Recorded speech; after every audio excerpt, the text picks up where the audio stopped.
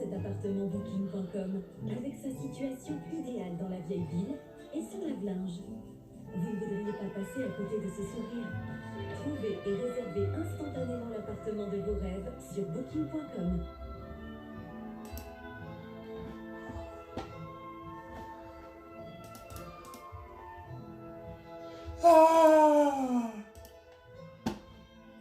Avec la mise à jour du transpondeur 6.1, vous aurez plus de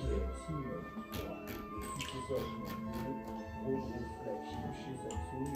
Ça va être un test un peu long, donc perdons pas de temps. Alors, on voit la boîte, on va sur l'appareil qui est derrière. Connexion avec Steve, je vais commencer rapidement par la boîte qui est sous la main. Vous avez deux petits bouts comme ça. Je vous conseille, si vous achetez l'appareil,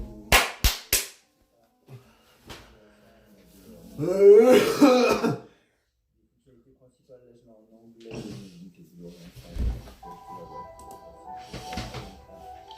Bonjour, je vous propose aujourd'hui un test du dernier.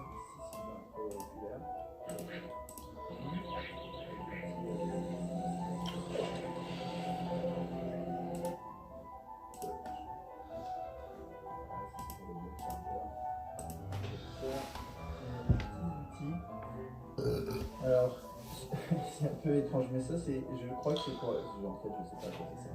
C'est chelou parce que il n'y a pas forcément besoin de ça pour accéder comme ça. Pour accéder à la SIM,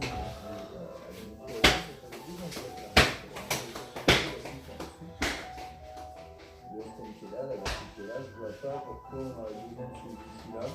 Peut-être pour accéder à me permet d'interrompre très brièvement cette vidéo de test juste pour dire ces accessoires en fait, ces outils servent tout simplement à remplacer le USBN, les petits noir en fait, point du USBN, il y en a plusieurs, outils qui permettent d'enlever les petits USBN si vous voulez la remplacer, si elle se casse, etc. Voilà.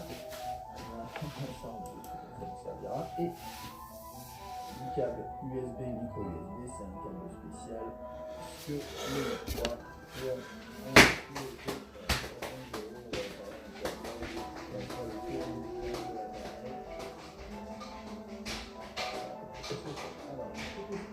commencer par les specs de l'appareil et il y aura un petit comparatif avec le Note 2 qui s'appelle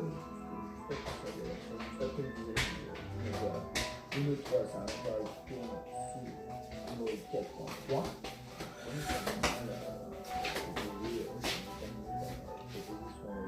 Avec la dernière version de la sortie de Samsung, qui soit utilisée pour les notes avec le système de prise de notes et un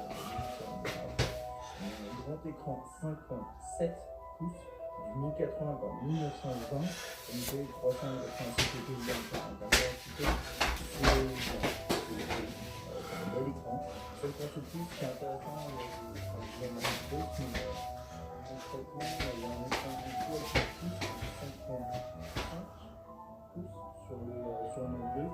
Pourtant les deux appareils sont à peu près la même taille, mais on va là-dessus après. En gros, vous avez certes un écran qui est grand sur le papier, dans les faits, en termes de dimension, ça ne change pas, au moins ça ne change pas par rapport au Note 2, même mieux, après. C'est du Super AMOLED bien entendu. On a trois versions officiellement de mémoire, 16, 32, 64. Dans les faits, on a surtout la 32 et la 64 qui sont vendues. Ici, j'ai la version 32 Go et vous pouvez rajouter une micro SD et augmenter la mémoire jusqu'à 64 Go si vous avez envie. On a un appareil photo 13 mégapixels avec un flash LED. Sa particularité, au-delà de tout ce qu'on va pouvoir voir dans l'interface, c'est sa capacité à filmer. Alors ça, c'est pas forcément relatif au capteur en partie, mais c'est aussi lié au chipset en tant que tel. Et il est capable, c'est un des premiers terminaux à être capable de filmer en 4K. En 4K, c'est 3840 par 2160. C'est une résolution qu'il va falloir se mettre en tête parce qu'on va pas mal en parler, je pense, ces prochains mois.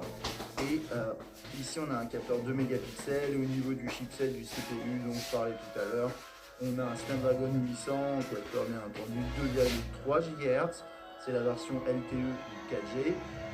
Si vous l'achetez ailleurs, en tout cas la version que vous allez acheter en France, ce sera celle-là. Vous pouvez éventuellement tomber sur la version Exynos, mais en France ce sera celle-là, c'est la 2,3 GHz quad-core LTE. Et en termes de batterie, c'est 3200 mAh, pas grand chose en plus par rapport au Note 2 où on avait 3100. Ok, c'est à peu près tout. En termes de prix, on est à 699, 700 euros. Donc, pour la version 32, il est en blanc et en noir gris. C'est une sorte de. C'est noir,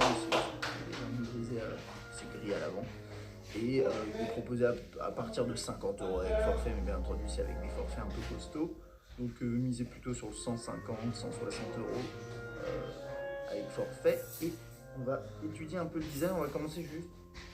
Faire une petite photo de famille. Voilà. Alors j'ai pas le Note 1, parce que je trouve en plus que ça n'a pas d'intérêt, mais je ne pas en plus de ça.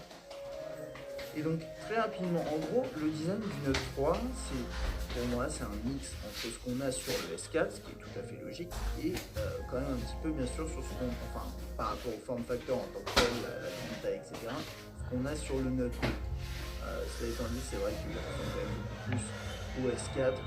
Au Note 2, le Note 2 avait ce côté un peu plus arrondi, etc. Même à l'arrière. Là ici on est un peu plus carré. Et en termes de dimension, il y a juste un truc à signaler, mais comme je le disais au début, regardez, on a deux diagonales pas identiques. Donc le Note 3 qui a un écran plus grand, plus de place.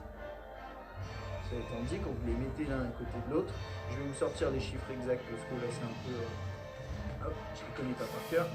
Donc qu'est-ce qu'on a? On a un Note 3 qui fait, on est à 151,2 mm de hauteur. Sur celui-là, on est à 151,1.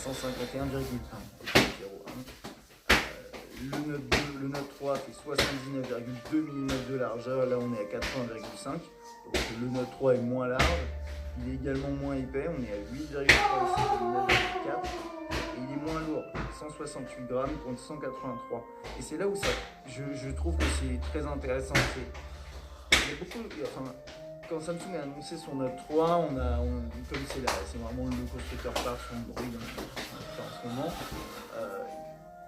beaucoup de personnes ont commencé à parler du fait que Samsung annonçait des terminaux de plus en plus grands. Alors oui, si on parle du méga, ok. Mais en tout cas, sur le Note 3, il y a eu vraiment une grosse communication avec même. Vous les avez peut-être vu passer ces images où on voit un Note. Si vous faites tomber votre téléphone dans les toilettes, si vous avez un Samsung, un Galaxy entre 151,1, ok, 0,1. Le Note 3 fait 79,2 mm de largeur. Là, on est à 80,5. Donc le Note 3 est moins large. Il est également moins épais. On est à 8,3 ici pour le 9,4. Et il est moins lourd, 168 grammes contre 183. Et c'est là où ça, je trouve que c'est très intéressant. Il y a beaucoup, enfin, quand Samsung a annoncé son Note 3, comme c'est vraiment le constructeur phare sur Android, en tout cas en ce moment, beaucoup de personnes ont commencé à parler du fait que Samsung annonçait des terminaux de plus en plus grands. Alors oui, si on parle du méga, ok, mais en tout cas sur le Note 3, il y a eu vraiment une grosse communication. Même si vous avez peut-être passé ces images où on voit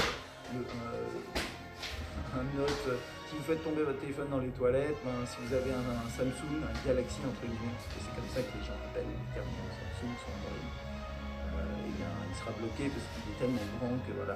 Mais faut pas oublier une chose, c'est que Samsung n'a pas le monopole des grands écrans, des grands terminaux, et voilà. Et par rapport à ça, le Note 2 est plus imposant, un peu, mais quand même, que le Note 3. Donc j'arrive pas trop à comprendre ça, mais dans tous les cas, c'est un terminal qui a été vachement optimisé par rapport au Note 2.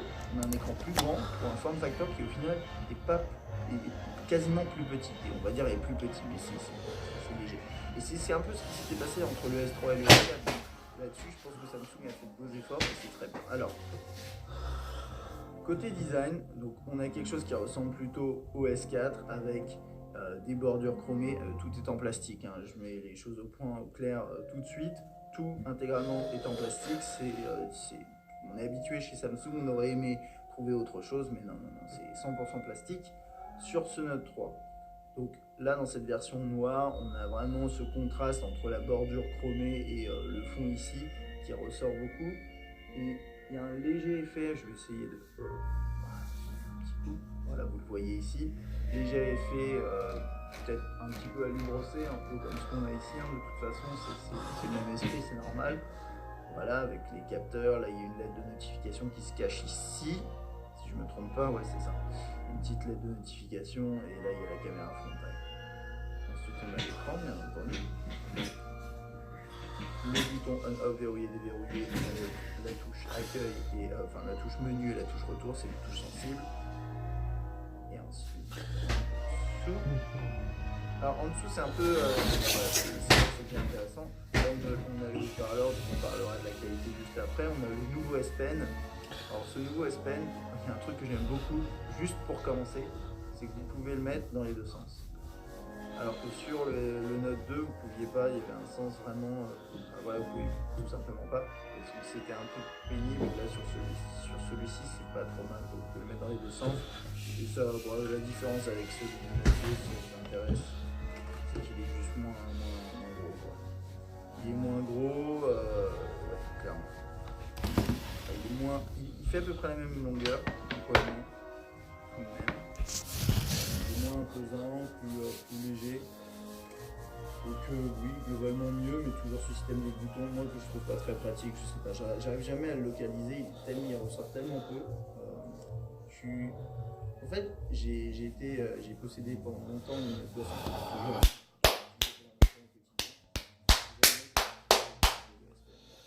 Vous allez voir que sur Note 3, Samsung met beaucoup en avant le S Pen et ça pourra potentiellement vous intéresser. Donc le S Pen, le haut-parleur, le port USB 3.0. Donc là le 3.0, je vais pouvoir faire le focus.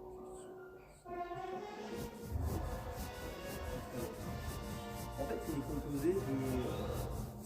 Je sais pas si c'est censé être comme ça, mais d'après ce que j'ai vu, c'est comme ça que ça se passe. Le USB 3.0, en fait, c'est un micro USB classique avec un autre port à côté. Donc, j'ai plus le charbon sous la main, mais en gros, vous avez vu, c'est assez long et ça rentre dans l'intégralité du truc. Et ce qui est sympa, c'est que si vous avez n'importe quel câble micro USB classique, même 2.0,